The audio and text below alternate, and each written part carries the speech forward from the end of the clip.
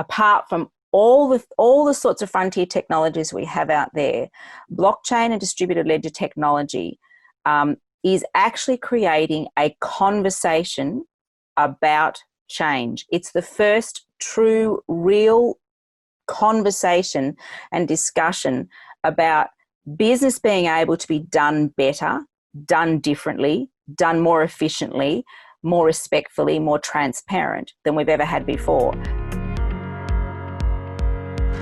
Hello world, this is BetterTech, a podcast where we chat with some of the most successful leaders about the latest industry developments. So join us as we explore the world reliant on tech. This episode is brought to you by Techcell, a leading software development company. Check them out at techcell.com.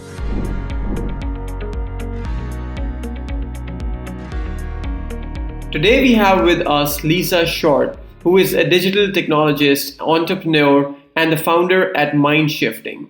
Let me ask you this question, that should the banking sector or the financial sector be kind of upset or scared by this new technologies? Because it certainly comes across as something that is very revolutionary and is something that's very different from our conventional way of doing banking. For example, whenever you have to send money from one person to another, it's in the interest of the bank to be involved in that because they take a cut out of it, and that's the whole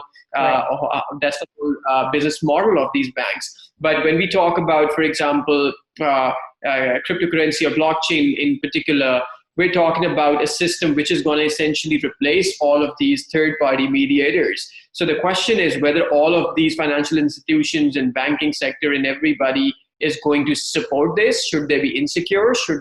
How should they receive this technology? Without a doubt, the world, not just financial institutions, I think the world is sitting in a place of insecurity and lack of understanding. But I do disagree in the sense that I don't believe that banks and financial institutions will disappear, the same as I don't believe that educational institutions will disappear.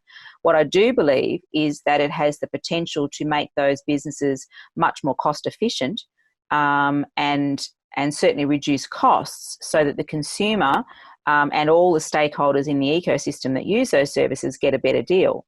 I think, yes, there will be certainly a certain percentage that will be very, will enhance and embrace the fully decentralized, no middle person solution.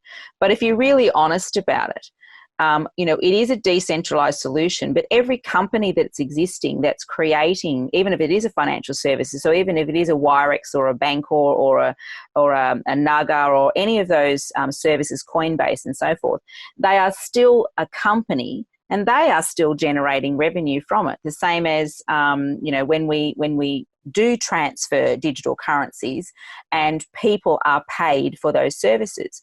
So I think in terms of financial services and financial institutions, without a doubt, they have been insecure, and they have been some of our challenges in pushing back and certainly also disseminating some of the incorrect information about the technologies.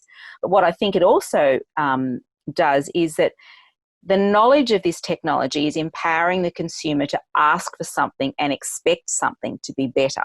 So whereas previously a bank or a financial institution may be able to gouge its customers and charge unrealistic fees for the services that they charge, now I think that the consumers have a better base to choose from and will expect a much better deal. So without a doubt, yes, financial institutions are very insecure, but I think also it's forced them into change. And I think that's one of the very important features about this technology, is that apart from all the sorts of frontier technologies we have out there, blockchain and distributed ledger technology is actually creating a conversation about change. It's the first true, real conversation and discussion about business being able to be done better, done differently, done more efficiently, more respectfully, more transparent than we've ever had before.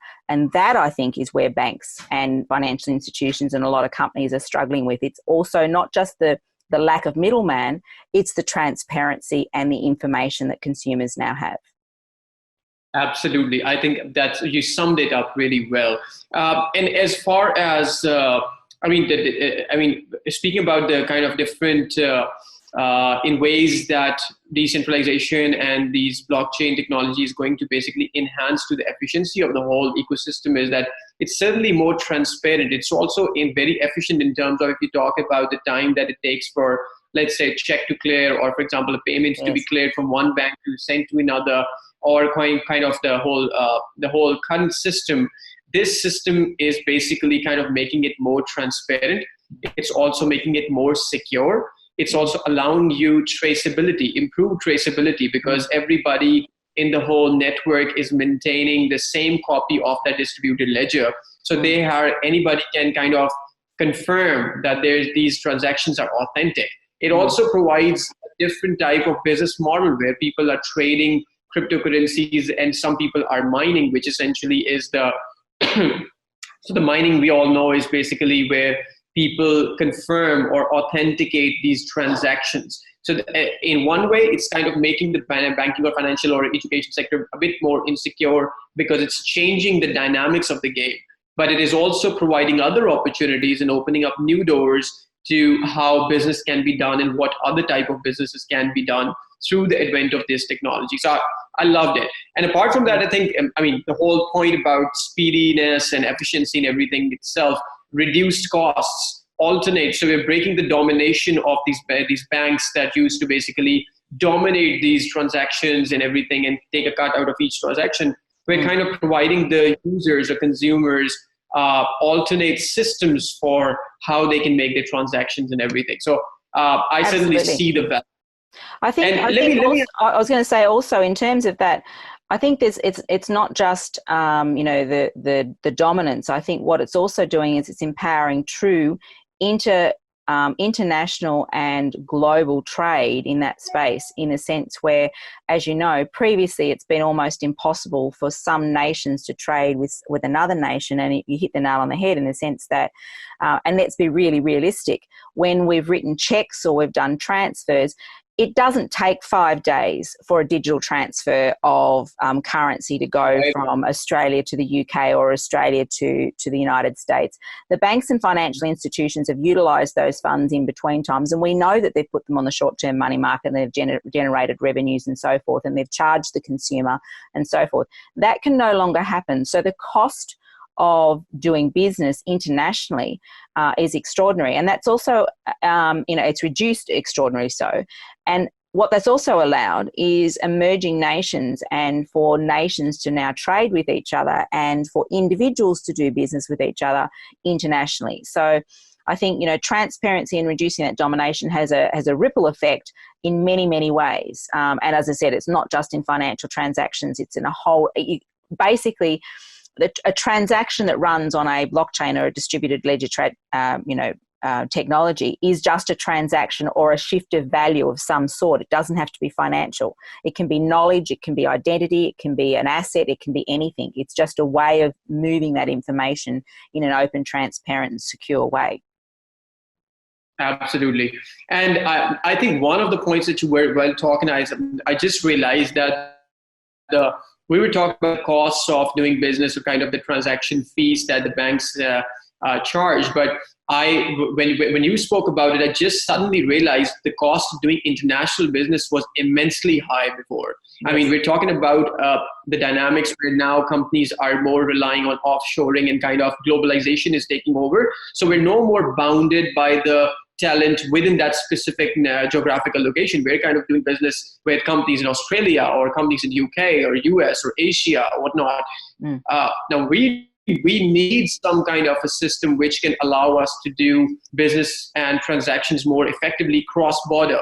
So that's certainly a very important factor that you highlighted, that international business costs were really high before the cryptocurrencies. I think blockchain and all of these technologies are going to basically moderate these costs in a way, bring the costs down, bring in more efficiency, and make the whole ecosystem more transparent and efficient. So I love that. Thank you so much for joining us, Lisa.